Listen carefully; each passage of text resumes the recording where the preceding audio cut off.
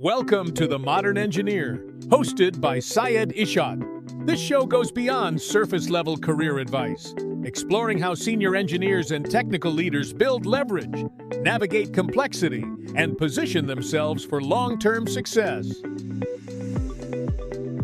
Welcome to the Modern Engineer. I'm Syed Ishant, and today I'm joined by Joseph Francis, who is excited to talk about his transition from military to engineering to leadership. Before we dive in, Joseph, can you give a little context on what your role looks like today and what you're primarily responsible for? Yes, I am a technical implementation manager, so I actually go on sites to the customers. Uh, we have electric utilities, water, gas, and I am in charge of the deployment, guiding the uh, the customer into deploying all their equipment out, as well as if there's any issues, create the cases, escalate them according to uh, the priority that lies between each issue. Have a lot of issues, so a lot a lot of projects under my belt currently. So, Nice, staying but yeah, busy. How yes. so how did you start out in your career and what has that journey looked like for you? Yeah, so I'll just go back to just like getting my degree in electrical engineering for 4 years. I was kind of persistent, and I was actually stubborn. I wanted to join the military, so I did right after the 4 years. And uh, with that said, I went not the officer route, but the enlisted. There were some mistakes that I did uh, going into the military, but uh, I only served for 4 years, and my position there was a radio and communication security repair. So I was in the uh, uh, RF area of expertise that I got from the military. Uh, and then I used that I did stay in contact with one of uh, the college colleagues, friend of mine, who worked in a smart grid solutions company. So they're definitely utilizing radios for all their equipment.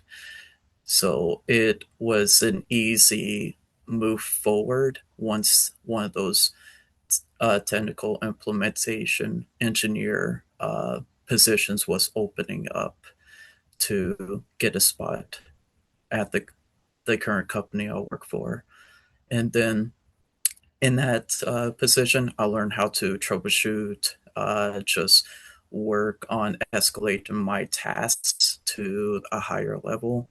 And with 2.5 years of experience, I decided to actually do my career progression to that manager type of role. Still don't have anyone under me, but during the military, uh, I did had a few soldiers under me, and I'm waiting to get that uh, to a position where I have multiple Tims under me or a director position. So I have a lot of goals in mind still, and yeah, I think I will be able to achieve them. Very cool. Very cool. Yeah, I think you're well prepared, Joseph. The appreciate your service and the power of connections, right? Yes. So, you went into some of the challenges you faced along the way. Biggest learning takeaway from all that? What's the biggest learning lesson from the challenges you came across? Yes. I would always fall back with this type of question with just having just it soldiers under me, it like as like a team, a supervisor spot, I really learn to basically utilize a servant leadership. So servant leadership is uh, someone a leader that serves and not just train but helps guide to uh, anyone that they're uh, training to the point where they can actually do the task themselves. And uh, during the start of me actually putting that into play, there has been some uh, definitely arguments that have been because I was micromanaging, and learning that uh, is not a good way to actually uh, spend time trying to get missions completed, as military would say, uh, and actually listen to the people that's underneath you. For So sure. I will say, For yeah, sure. A that that lot that of was one of the bigger ones. and what would you say was the most pivotal moment that changed your career trajectory? For example, was there a project, an assignment, or maybe something like a presentation you did for a customer? Was it something else? What really catapulted you? What moment would you say really um, made your career pop, as they say?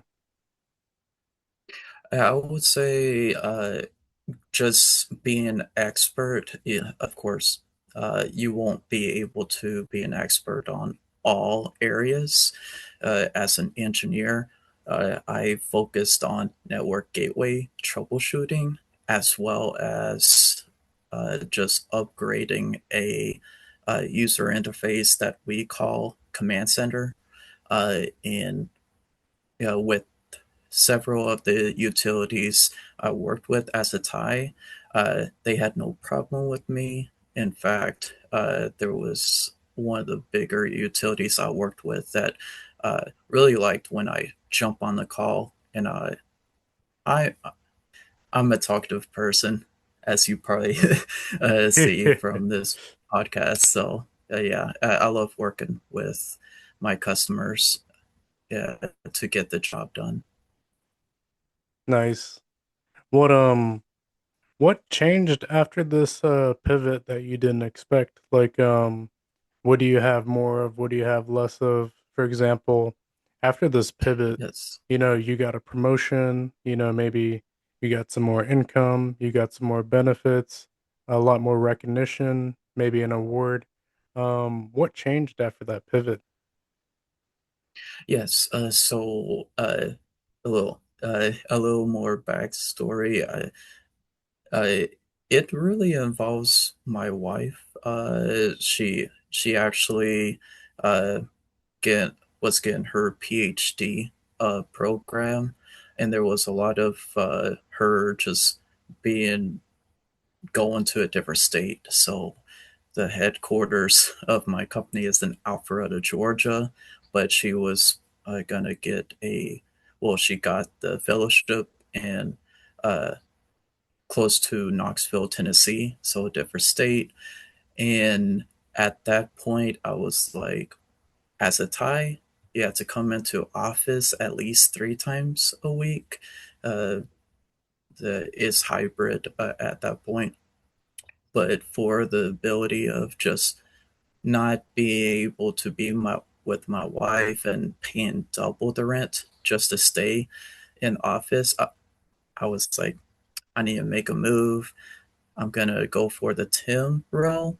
And throughout the whole time, uh, yeah, I would say a lot of people, because it was not remote position, it was definitely I would have went to the uh, Alpharetta office, but the same friend that I was connected to allow me to uh, actually get the technical implementation engineer.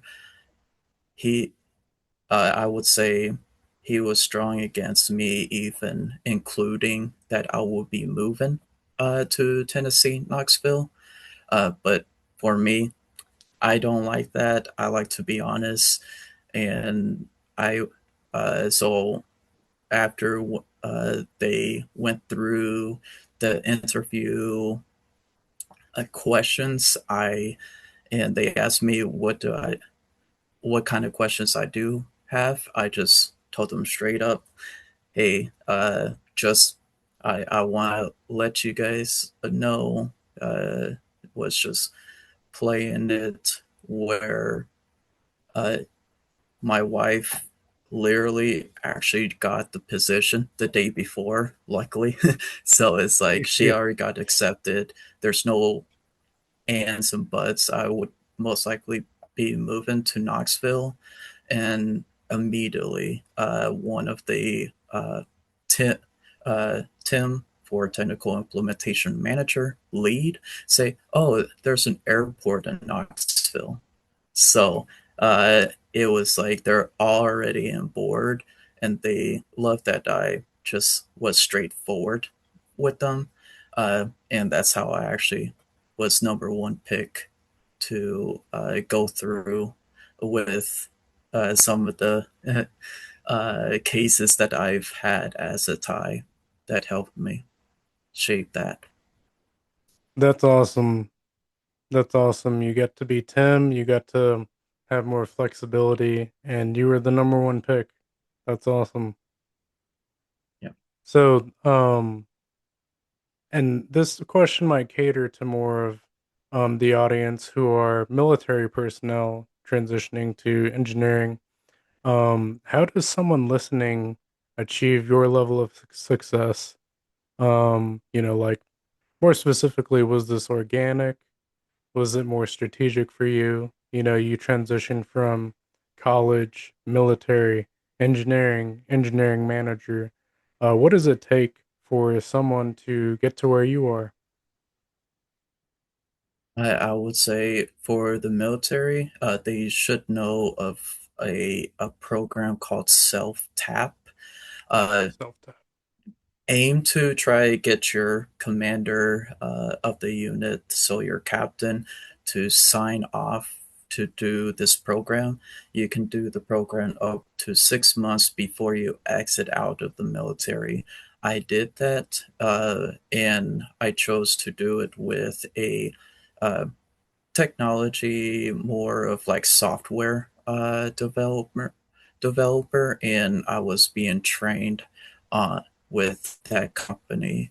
And by the time I was exiting, they offered me a full-time position. Uh, and once it with the company that I am with now, there are setbacks in life, as always. So that uh, strategic move that I did, I thought it was going to be a, a position that I would at least have for at least a year. Sadly, how they hire people right out of the military and expect uh, uh, just more out of military personnel, in the point of like getting customer under their project scope, it that made them uh, lay me off after a month of just working there. Of course, Mm, that kind of hit hard because I'm never always confident about my skills, but just going through try to get uh, any job with like I would say Lockheed Martin. I'm not working with Lockheed Martin, but uh, just keep on uh, applying for jobs in that situation, and contacting friends that I had in one of them. The company that I will work for, once they even hiring until they they actually opened it up and I applied for it. And yeah, uh, I was able to get it at that point. So I would say be persistent, and I would say stubborn in a Yeah. point of like don't uh, be more confident of your skill level, and don't think that you had to immediately get the job of like fast food worker. Not saying bad things about that, but to help just put more skills on uh, under your belt would be more beneficial in that term. Be greater. Yeah. Yes. That's a great bounce back story. That's a really good story, Joseph.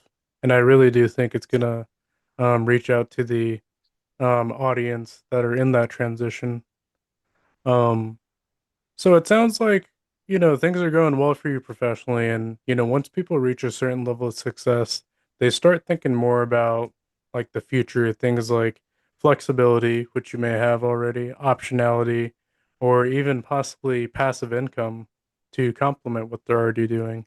Is that something you've thought about at all? Oh, yes.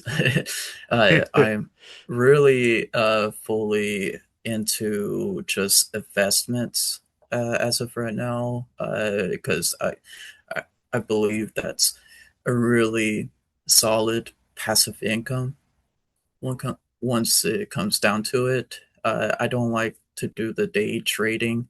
Uh, Actually, in the military, that's what I was learning. It was too stressful, and I was in the military, and I was already stressed out. uh, and it got to a point where I learned what I like, which is hold on to my investment stocks.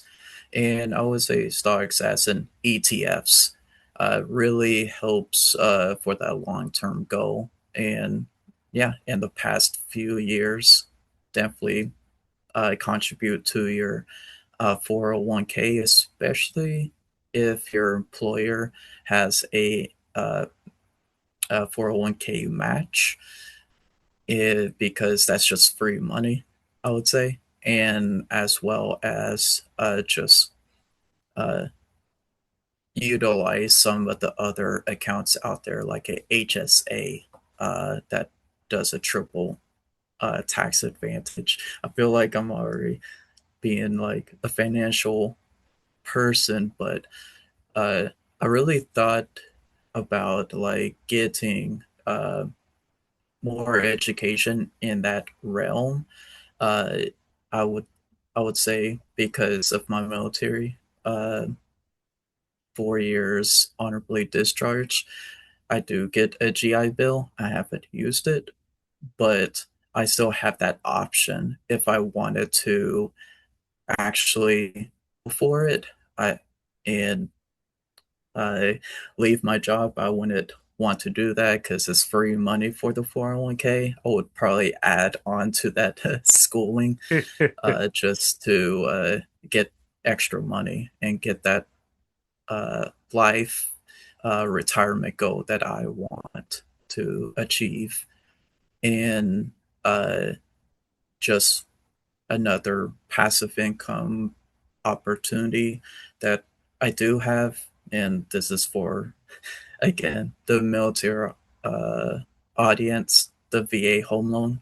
I haven't used it yet, but when I plan to use it, I have an option to, if we have to move somewhere else and get another house, I could sell it, get that capital gain to go for the house without being taxed, or I can uh, rent out that first house that I was at and get another house with that VA home loan.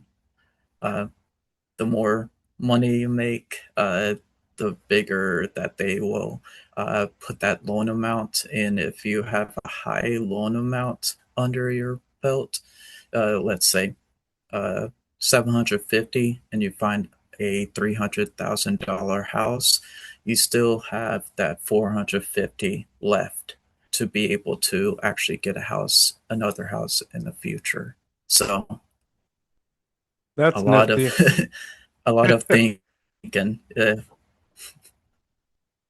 That's awesome. You've got those two things in your back pocket, the GI Bill and the VA loan. That's pretty awesome. You're just waiting for the right moment. Yes, yes, Well, yes. well, Joseph, if someone listening is earlier in their career but on a similar path, what's something you wish you understood sooner about success? What's something you wish you knew sooner?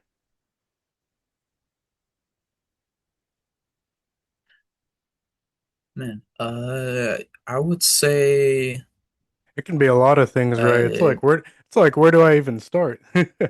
So, yeah, it's a lot of things because definitely I've made mistakes. I don't regret going into the military, but how I did it is the thing that uh, would be a big one. But for any new engineer that wants to get that manager role, uh, I would say if you want to get that position, don't wait it off. If you think you need more skills, and I see this a lot, you're gonna just be in that position for a few years. I did 2.5, and I could have probably became Tim definitely a lot earlier. I would actually I was in it for 3.5 years as a Thai, 2.5 as a Thai two. So I got that promotion because they needed people that's more experience with troubleshoot, and that's just I didn't have to do an interview for, but for Thai lead I needed to, and I did try to go that route, but uh, I always said to myself I need more skills, and I got to a point where I was kind of forced from my wife that she's gonna move. I was like, well, I can't stay here anymore, and so I went for it, and I'm glad I did. Yeah, I wish I just did it sooner, but go for it. Very cool. Go for Yeah, it. Be persistent. Go for it. yes, Well, Joseph Francis, I really appreciate you sharing your perspective today. Um, I think yes. the audience is going to get a lot of benefit out of this podcast interview. And with that, thank you all for tuning in to The Modern Engineer. I'll see you on the next episode. Thanks for listening to this episode of The Modern Engineer with Syed Ishad. If this episode resonated, make sure to subscribe and share it with others. And if you bring a unique perspective on leverage and long-term positioning, you can learn more about being considered for the show in the links below.